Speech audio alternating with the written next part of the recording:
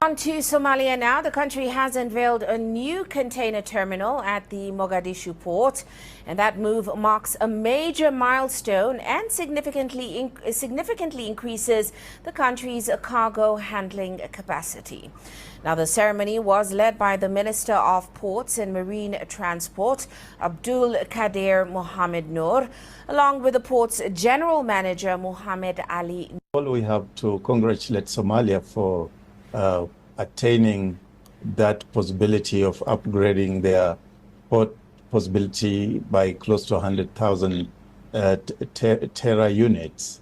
And the reason for applauding them is that there's this bigger vision that Africa is having to achieve what we call the Africa Continental Free Trade Area. And having ports facilities across the coastal parts of This decision hit Washington like a lightning strike. Overnight, a key port agreement was torn apart, and the United States suddenly found itself locked out of one of the most strategic coastlines on Earth. This is not just about ships and trade. It is about power, influence, and a country once underestimated deciding it will no longer play by someone else's rules. Why did Somalia cancel the deal? What did Washington lose? And what does this signal about the future of American influence in Africa? Stay with us, because this moment could reshape the balance of power in the Horn of Africa forever. The announcement landed like a thunderclap across diplomatic circles and shipping lanes alike.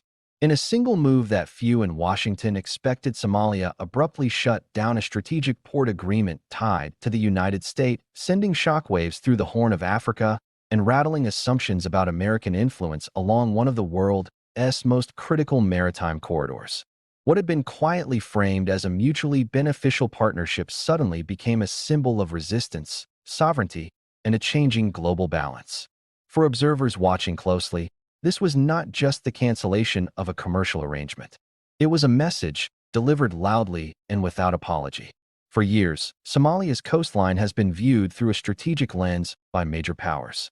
Stretching along the Indian Ocean and edging the Gulf of Aden, the country sits beside shipping routes that carry a significant share of global trade, energy supplies, and military traffic.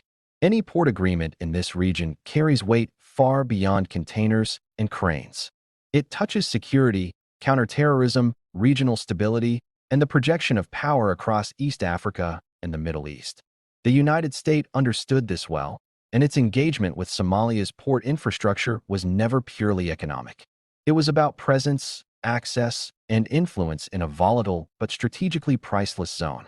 The agreement at the center of this storm was designed to deepen cooperation,